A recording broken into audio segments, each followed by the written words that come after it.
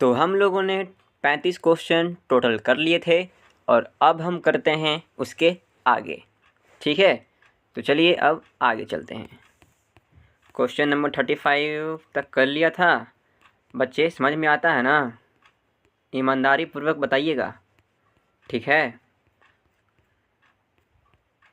एकदम ईमानदारी पूर्वक बताना है और ईमानदारी से पढ़ना भी है, ठीक है? चलो भाई। अरे यार बड़ा क्यों नहीं हो, छोटा।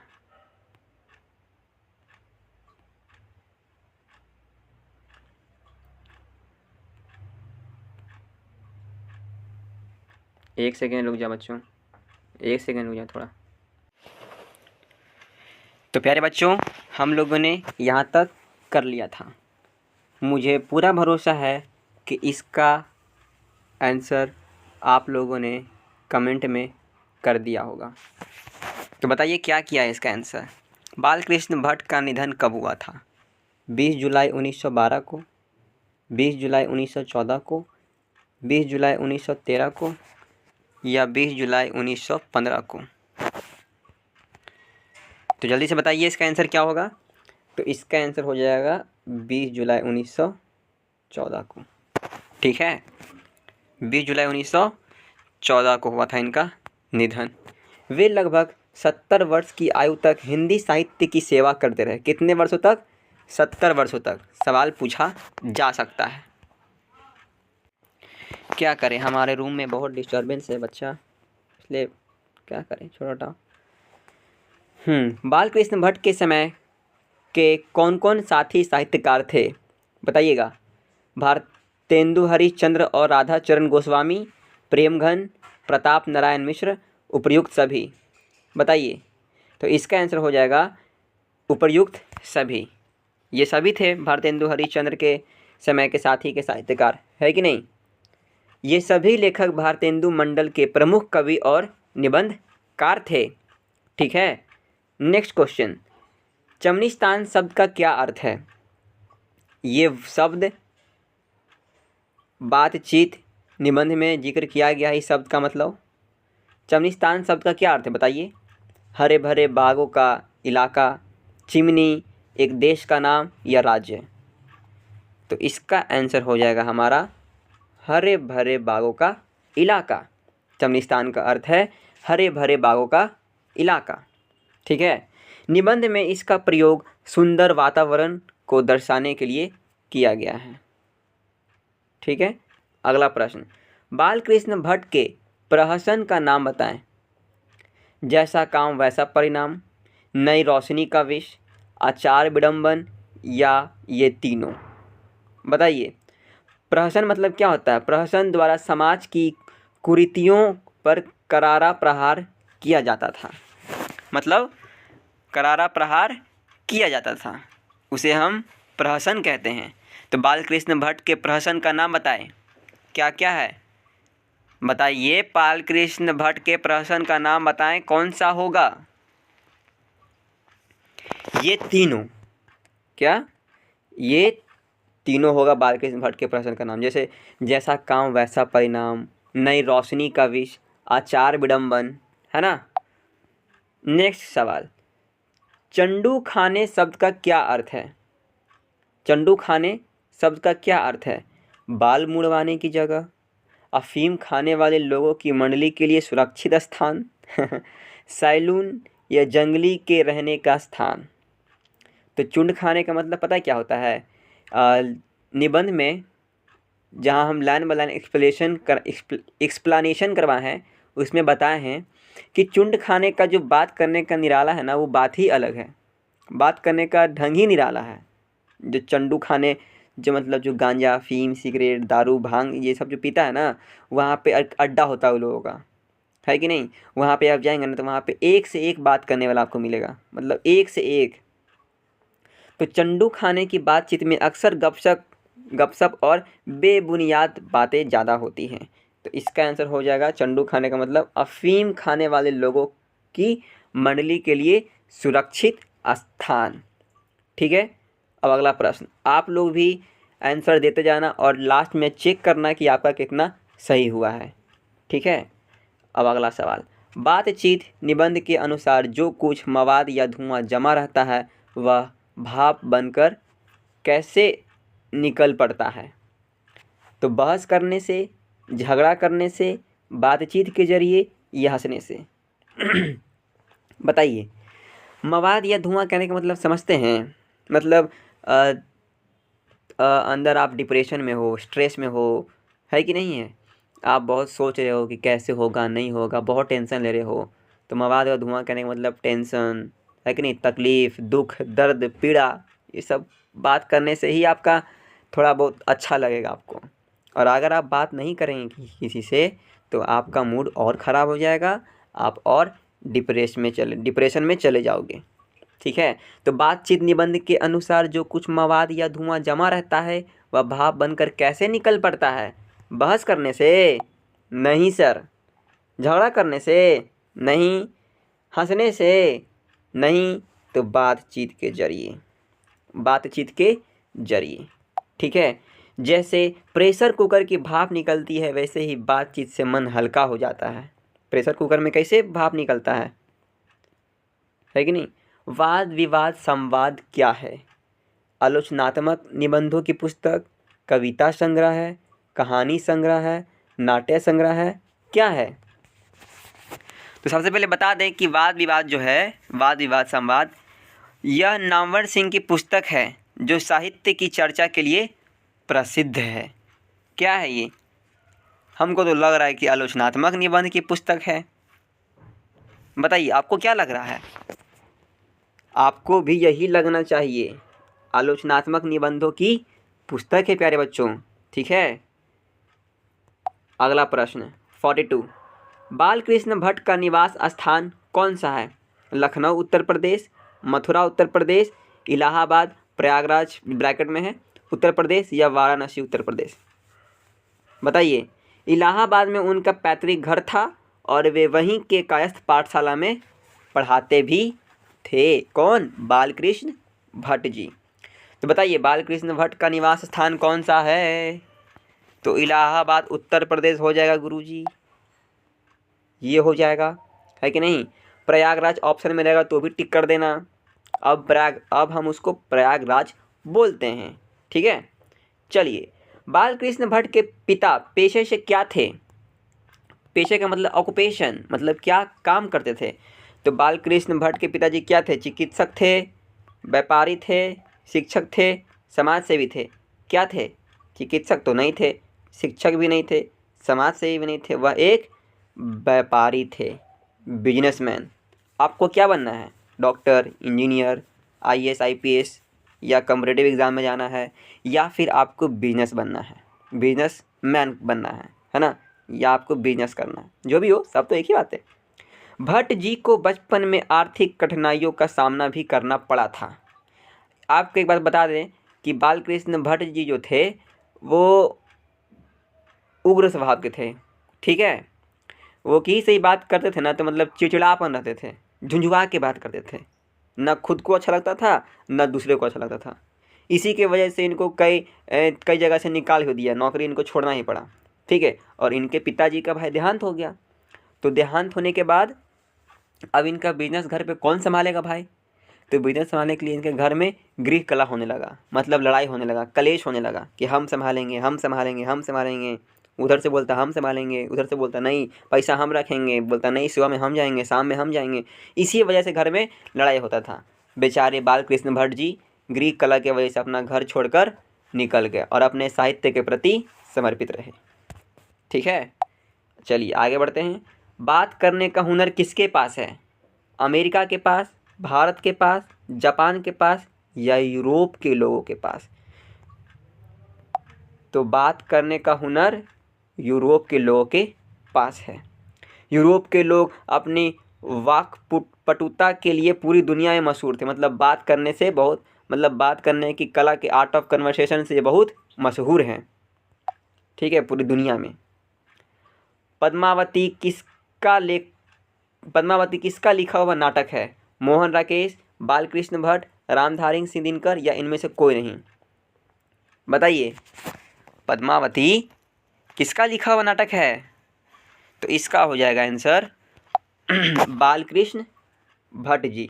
ठीक है बाबू, एक बात और ध्यान दीजिए यहाँ पे नोट में, ध्यान रहे पद्मावत काव्यखंड में मलिक मोहम्मद जायसी ध्यान रहे पद्मावत काव्यखंड, हम लोग गद्य खंड पढ़ रहे हैं ना, तो काव्यखंड में एक चैप्टर है कड़बक, तो कड़बक जिनके लेखक है कौन, मलिक मोहम्मद जायसी जी, ये उनका भी ये पद्मावत उनका लिखा हुआ है, और पद्मावती अगर रहा तो ये नाटक है जो कि बालकृष्ण भट्ट जी का लिखा हुआ है।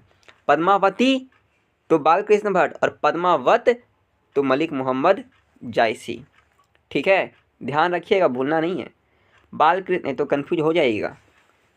बालकृष्ण भट्ट की माता का क्या नाम था, शीला देवी, पार्वती देवी, लाली देवी या गंगा देवी? क्या था माता का नाम? पार्वती देवी।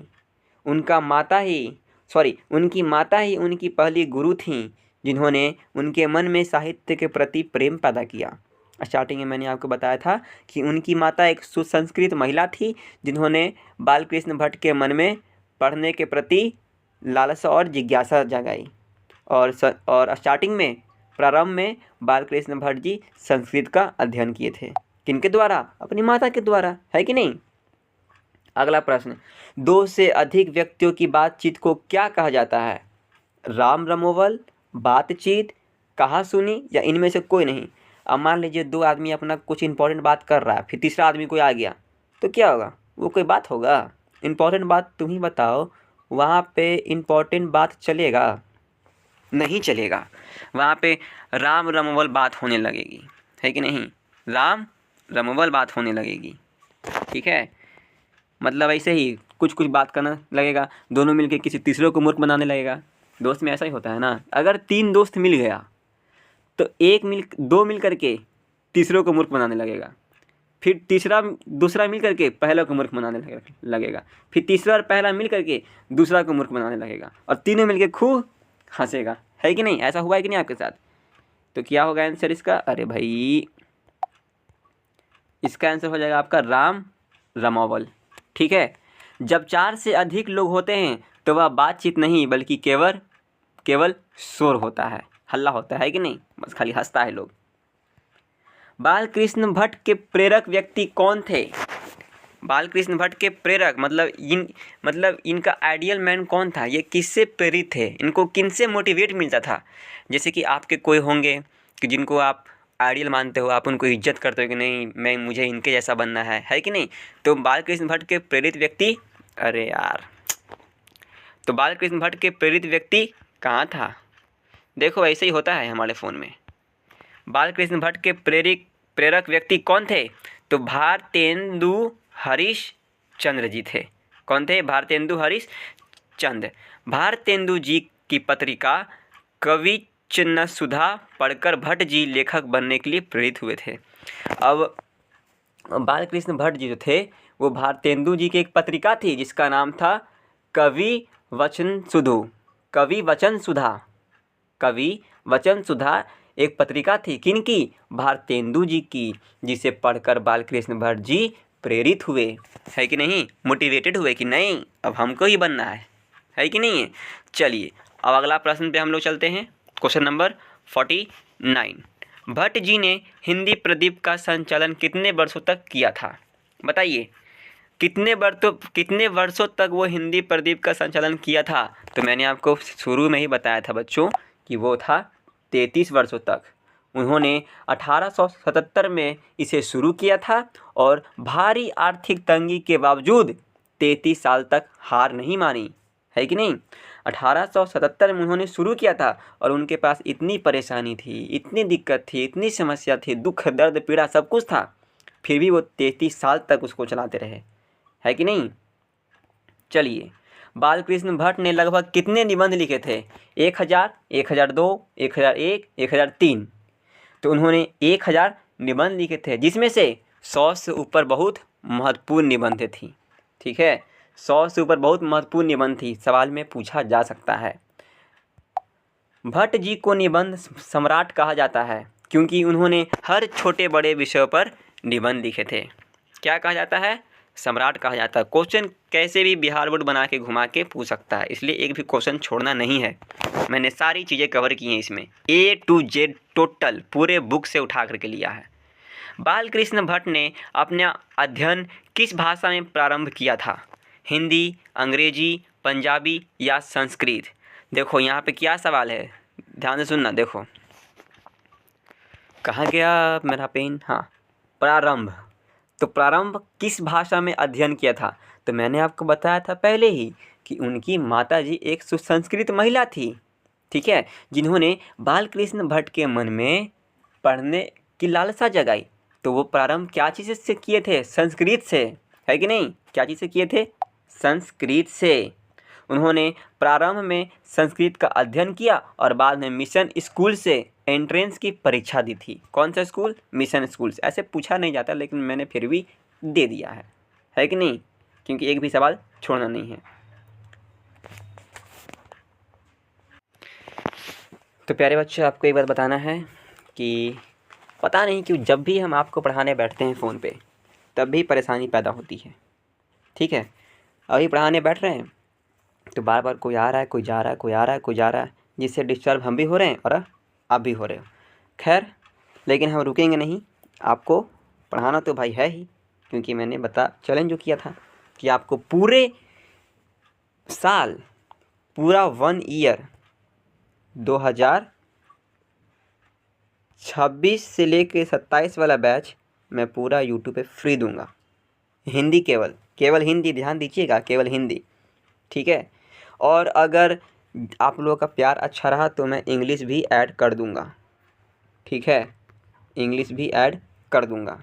ओके, चलिए पढ़ते हैं। बालकृष्ण भट्ट स्वभाव से कैसे थे?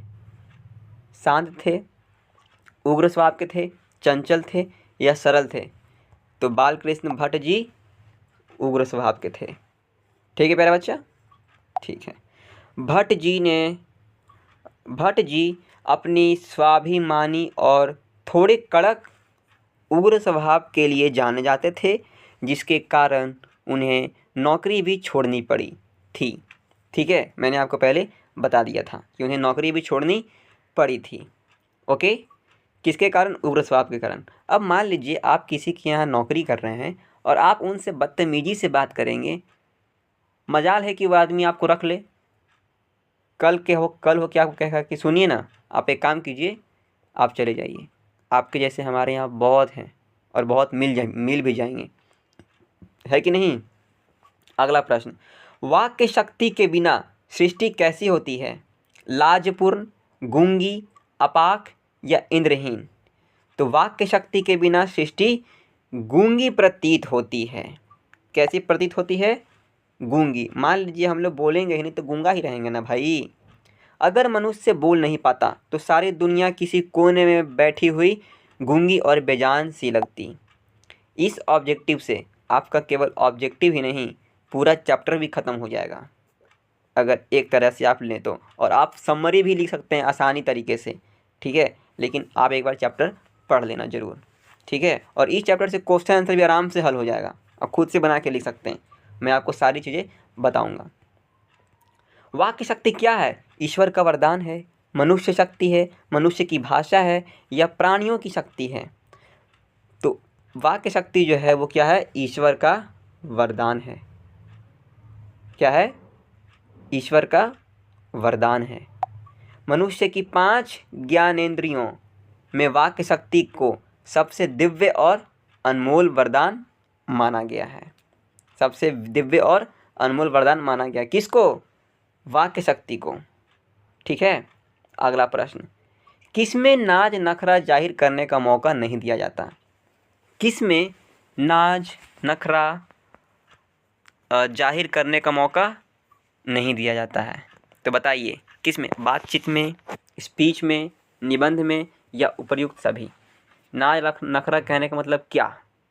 नाज नखरा कहने का मतलब कभी कुछ बोल दिए, कभी कुछ बोल दिए, कभी हंस पड़े, है कि नहीं, कभी कुछ जोक मार दिए, है कि नहीं। और स्पीच में एकदम आपको प्रोफेशनल लैंग्वेज में बोलना है कि ताकि अगला को सुन के अच्छा लगे, ठीक है। तो किस में होता है? स्पीच में। ओके, अगला प्रश्न, लेखक के अनुसार साधारण बातचीत में स्पीच की तरह बनावटीपन या नाज नखरा दिखाने का जगह नहीं होती है। किसमें? स्पीच में। चलिए अगला प्रश्न है, स्पीच भाषण का मुख्य उद्देश्य क्या है? मन में जोश और उत्साह पैदा करना, नाज नखरा दिखाना, लोगों को प्रभावित करना या कोई नहीं? तो देखिए, स्पीच जो है वो क्या है? लोगों को मोटिवेट कर देना, है कि नहीं? लोगों के अंदर जोश और उत्साह पैदा कर देना कि जैसे ही आप कुछ एकदम अच्छी बातें बोले वैसे ही एकदम तालियां पे तालियां बनने लगी। हेलो लेडीज एंड जेंटलमैन, तो मैं हूँ यहाँ पे, अपना नाम बताएंगे और इस प्रोग्राम के बारे में बताएंगे, वैसे ही तालियां पे तालियां बनने लगेंगी। और बोलते ही बोलते हेलो लेडीज एंड जेंटलमैन, उसके जस्ट बाद एक शायरी मार दीजिए, तब तो और दिल गार्डन गार्डन तालियां और बजेगी, है कि नहीं? तो स्पीच का मुख्य उद्देश्य है मन में जोश और उत्साह पैदा करना। ठीक है। भाषण का काम श्रोताओं के दिल में हलचल मचाना होता है, जबकि बातचीत दिल को सुकून देती है। समझा? समझे कि नहीं समझे? भाषण का काम श्रोताओं मतलब सुनने वाला के मन में हलचल मचा देता है कि अरे क्या बात बोला, अरे नेताजी क्या बात बोल दिए नेताजी, अरे नेताजी मज़ा आ गया, नेताजी मज़ा आ गया। नेताजी बोलेंगे तो भाइयों बहनों, हमारे 125 करोड़ देशवासियों, है कि नहीं है? वैसे ही बोले मोदी मोदी मोदी, सब कर रहे हैं, है कि नहीं? चलिए, हमें वैसे पॉलिटिक्स से उतना लेन देन है नहीं। ठीक है, चलिए आगे बढ़ते हैं। भाषण का काम श्रोताओं के दिल में हलचल मचाना होता है, जबकि बातचीत दिल को सुकून देती है। नेक्स्ट क्वेश्चन, मनुष्य के गुण और दोष का पता कैसे चलता है? मनुष्य के गुण और दोष का पता कैसे चलता है? बोलने से, पढ़ने से, पत्र व्यवहार से या लिखने से? तो इसका आंसर हो जाएगा आपको बोलने से, सॉरी कट गया जी, बोलने से। मनुष्य के गुण और दोष का पता कैसे चलता है? बोलने से पता चलता है। बेन जॉनसन ने कहा था कि बोलने से ही मनुष्य के वास्तविक रूप का साक्षात्कार होता है। जब तक आप नहीं बोलिएगा तो पता चलेगा कि आप अच्छा हैं कि बुरा हैं, कि बदमाश हैं कि गुंडा हैं, लोफर हैं, क्या हैं? बोलिएगा तब ना पता चलेगा कि आपकी अंदर की बातें क्या हैं, आपकी सोच क्या है, आपके थॉट क्या हैं लोगों को लेकर, है कि नहीं है? तो बोलने से पता चलेगा। और ये कौन कहे थे? Ben Jonson. बुढ़ों की बातचीत का मुख्य विषय क्या होता है? शिकायत, नौजवानों की निंदा, 4 सच तो 10 झूठ की बातें, उपर्युक्त सभी। तो ये हो जाएगा उपर्युक्त सभी। ठीक है। लेखक के अनुसार बुढ़ों की बातचीत अक्सर जमाने की बुराई और अपने समय की तारीफों पर टिकी होती है। जैसे एक सीरियल आप लोग देखा होगा, ये वाला बताते हैं, आपको थोड़ा हंसी आएगा।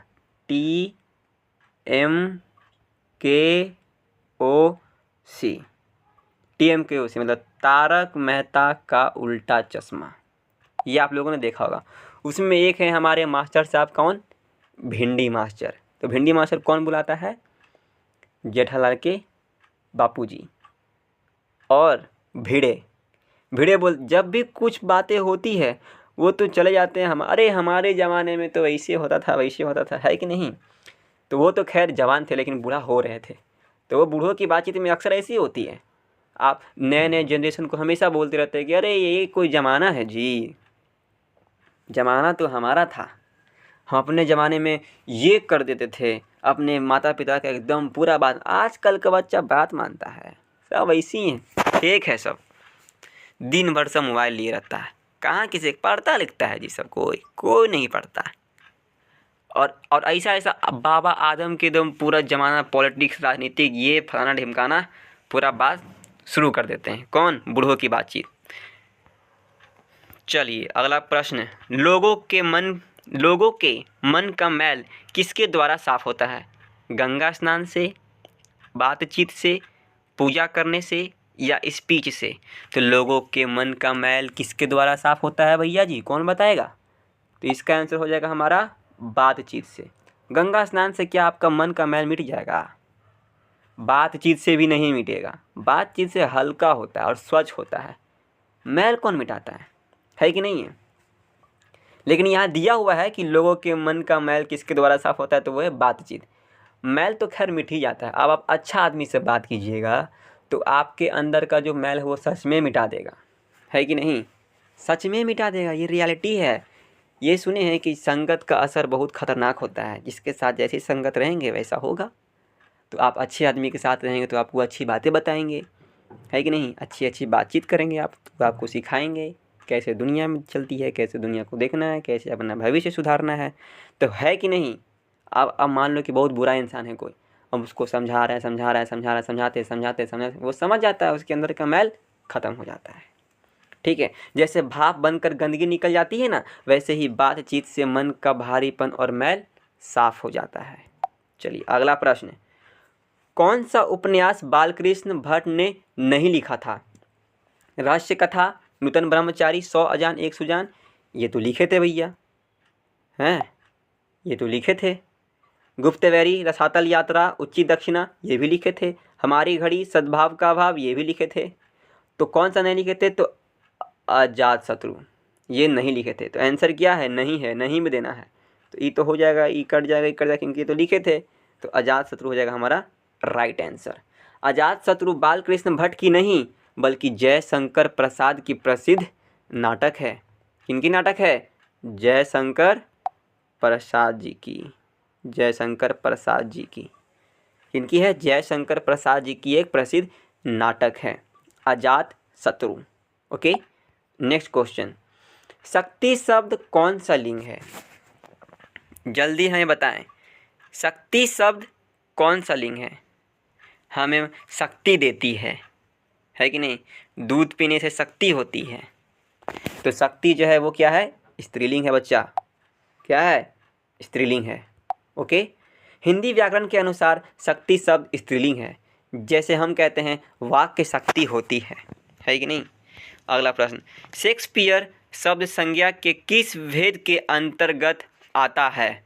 बताइए, शेक्सपियर शब्द संज्ञा के किस भेद के अंतर्गत आता है? जातिवाचक, व्यक्तिवाचक, भाववाचक या द्रव्यवाचक? तो ये हो जाएगा बच्चा आपका व्यक्तिवाचक। पूछिए क्यों? क्योंकि शेक्सपियर जो है किन्हीं का नाम है, ठीक है, और जिसका नाम होता है वो क्या होता है? व्यक्तिवाचक। किसी खास व्यक्ति का नाम है तो व्यक्तिवाचक, है कि नहीं? जातिवाचक, जो पूरे संज्ञा सर्वनाम का बोध कराए, जैसे क्या? आदमी, तो आदमी में कोई भी आदमी हो सकता है। भाववाचक, गुण दोष का प्रकट हो, है कि नहीं?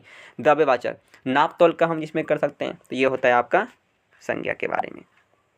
चूँकि शेक्सपियर एक विशेष व्यक्ति का नाम है, इसलिए यह व्यक्तिवाचक संज्ञा है। बालकृष्ण भट्ट के मन में पढ़ने की अभिरुचि किसने जगाई? बहुत ही आसान सवाल है, आप लोग तुरंत मार दीजिए टिक। माता पार्वती देवी ने, ठीक है। उनकी माता स्वयं सुसंस्कृत महिला थी। देखिए यहाँ पे लिखा हुआ है, मैंने आपको बताया था, कब से बताते आ रहा हूँ। उनकी माता स्वयं सुसंस्कृत महिला थी, जिन्होंने बालकृष्ण को साहित्य की ओर प्रेरित किया, ठीक है। अगला प्रश्न, पुण्यवाचन शब्द क्या अर्थ है? पुण्य करना, पुण्य का काम करना, धार्मिक कर्म कांड में मंगल श्लोक पढ़ना या खूब पुण्य करना। तो पुण्यवाचन, वाचन का मतलब क्या होता है? बोलना, है कि नहीं है? तो पुण्यवाचन मतलब क्या होता है? धार्मिक कर्म कांड में मांगलिक श्लोक पढ़ना। जानते हो, पढ़ रहा यहाँ पे, ध्यान है मेरा गेट पे, गेट पे कौन आया हुआ है। तो इसका आंसर हो जाएगा ये वाला। क्या हो जाएगा इसका आंसर? धार्मिक कर्म कांड में मांगलिक श्लोक पढ़ना। ओके, निबंध में इसका उल्लेख बातचीत के शुभ और मांगलिक प्रभाव को बताने के लिए किया हुआ है। दुर्यव शब्द का क्या अर्थ है? दुर्घटना। यहाँ पे एक्चुअली ना दुर्यव नहीं है, दुर्घट होगा यहाँ पे, ठीक है। यहाँ पे क्या है? दुर्घट है। अब बच्चों एक सेकेंड, राइटिंग बहुत ख़राब है जी मेरा। ख़राब तो नहीं है, इस पे फ़ोन में है ना, छोटा फ़ोन है, कैसे होगा? दुर्घट, यहाँ पे ना दुर्घट है, ठीक है। दुर्घट शब्द का क्या अर्थ है? दुर्घटना, ऐसा कुछ जिसकी आशा ना हो, बुरा दुर्घटना या सुरक्षित दुर्घटना। इसका अर्थ होता है बुरा दैव या ऐसी अनहोनी जिसकी कल्पना ना की गई हो। ये नीचे में जो है ना, ये थोड़ा सा गलत है, क्योंकि यहाँ पे दुर्यव था ना। तो इसका आंसर आपका हो जाएगा, पता है क्या? दुर्यव का मतलब होता है कि ऐसा चीज़ जो कि ना होने वाला हो। दुर्घट, घटना मतलब कि घटना हुआ, और दुर्घटना मतलब कि जो कभी हो ही ना। इसका मतलब ये है ऐसा कुछ जिसकी आशा ना हो। ओके, अगला प्रश्न भी आते हैं। हिंदी के एडिशन निम्नलिखित में से कौन कहे जाते हैं? सर जी इंग्लिश के एडिशन तो सुने थे, हिंदी का भी होता है का? हाँ बाबू होता है, हिंदी के एडिशन बिल्कुल होता है। तो हिंदी के एडिशन निम्नलिखित में से कौन कहे जाते हैं? बालकृष्ण भट्ट जी कहे जाते हैं हमारे। ठीक है, रामचंद्र शुक्ल जी ने भट्ट जी को हिंदी का एडिशन और प्रताप नारायण मिश्र को हिंदी का स्टील कहा था। कौन कहे थे? रामचंद्र शुक्ल जी ने, याद है ना? चलिए अगला प्रश्न। निबंध लेखन की दृष्टि से भारतेंदु युग कैसा था? निबंध लेखन की दृष्टि से भारतेंदु युग कैसा था? उर्वर था, प्रगतिशील था, अनुपयोगी था या कोई नहीं? तो ये था क्या बच्चों? उर्वर। उर्वर का मतलब क्या होता है? जिसमें निबंध बहुत लिखे गए, है ना? इस टाइम पे निबंध बहुत लिखे गए थे। कब बताइए? भारतेंदु युग के टाइम, है कि नहीं? चलिए अगला प्रश्न पे हम लोग चलते हैं। उर्वर का अर्थ है उपजाऊ। भारतेंदु युग में निबंध साहित्य की बहुत अच्छी पैदावार लेखन हुआ था। Question number 68। बालकृष्ण भट्ट ने किस शब्दकोश का संपादन किया था? अंग्रेजी शब्दकोश, हिंदी शब्दकोश, संस्कृत शब्दकोश या उर्दू शब्दकोश? तो उन्होंने हिंदी शब्दकोश का संपादन किया था। कौन सा? हिंदी शब्दकोश। ठीक है, उन्होंने हिंदी शब्दकोश के संपादन में महत्वपूर्ण भूमिका निभाई थी, जिसे हिंदी शब्द सागर के नाम से जाना जाता है। ठीक है प्यारे बच्चों, अगला सवाल। आर्ट ऑफ कन्वर्सेशन के दौरान जो संवाद बोले जाते हैं उन्हें क्या कहते हैं? सुहृद गोष्ठी, बातचीत की कला, मीठी बातें, चतुराई भरी बातें? तो इसमें हो जाएगा आपका आंसर सुहृद गोष्ठी। क्या हो जाएगा? सुहृद गोष्ठी। सुहृद गोष्ठी का अर्थ है ऐसी सभा या बातचीत जहां मित्र भाव से चतुर और रसपूर्ण बातें की जाए। समझ आया? ऐसी बातचीत जहां मित्र भाव से चतुर और रसपूर्ण बातें की जाए, एकदम मीठी बातें की जाए, है कि नहीं? बालकृष्ण भट्ट किस काल के साथ साथ किस धारा के कवि लेखक थे? बालकृष्ण भट्ट आधुनिक काल के तो थे ही, किस धारा के कवि थे? निर्गुण धारा, सगुण धारा, आधुनिक काल की गद्य धारा या रीतिबद्ध धारा? तो वो थे प्यारे बच्चों आधुनिक काल की गद्य धारा, है कि नहीं? भट्ट जी को हिंदी गद्य साहित्य के आधुनिक काल के जन्मदाताओं में गिना जाता है। अरे 70 क्वेश्चन हो गया?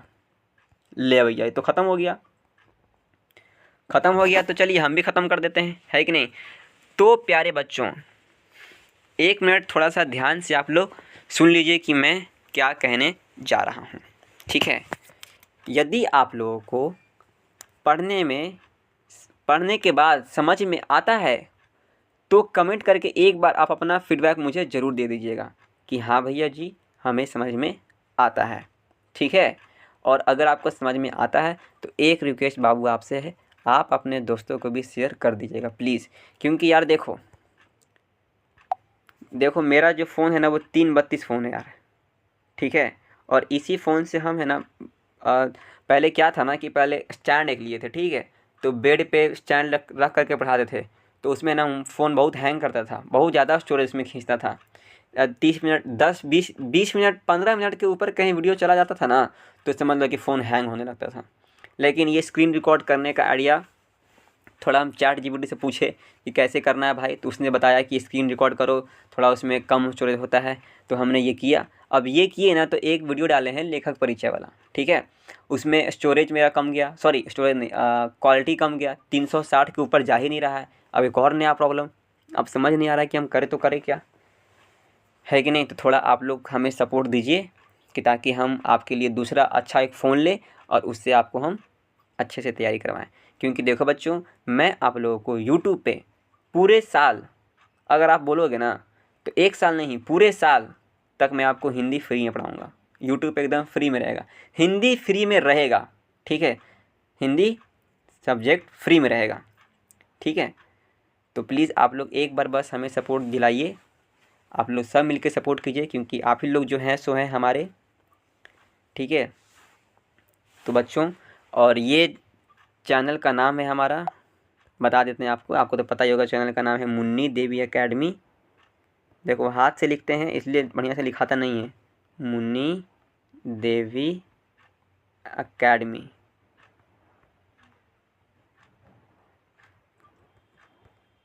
ये ई है मुन्नी देवी एकेडमी, ये मेरी मम्मी के नाम से चैनल है।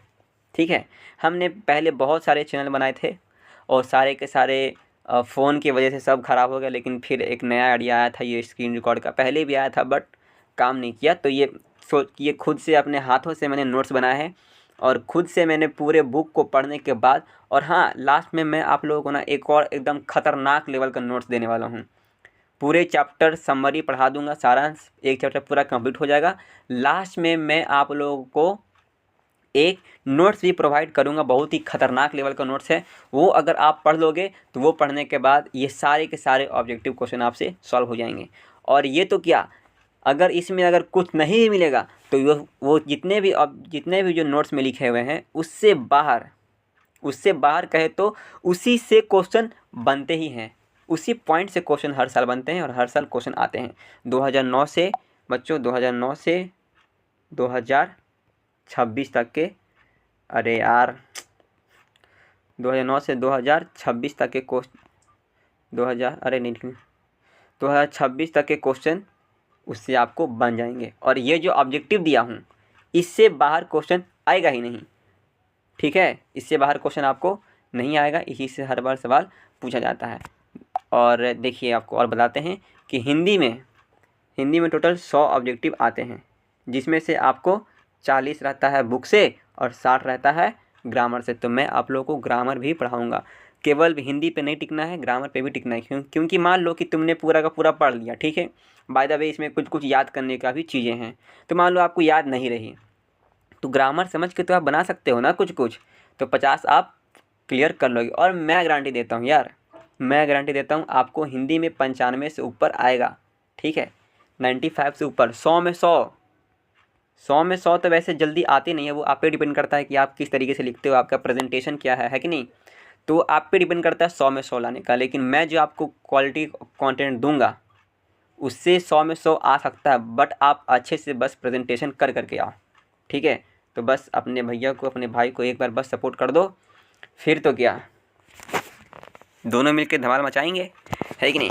तो इसी के साथ आज का ये लेक्चर ख़त्म होता है और अगले लेक्चर में हम देखेंगे क्वेश्चन आंसर, देखेंगे शॉर्ट, देखेंगे लॉन्ग, देखेंगे जो जो व्याख्या आते हैं, जो जो व्याख्या पूछे गए हैं वो सारे क्वेश्चन हम देखेंगे। ठीक है प्यारे बच्चों, तो मिलते हैं नेक्स्ट चैप्टर में, नेक्स्ट लेक्चर में। तब तक के लिए थैंक यू। क्या करूँ, डिजिटल नहीं ना है, यहीं से थैंक यू लिखना पड़ेगा। थैंक यू प्यारा बच्चा, ये लो, ठीक है, बाय।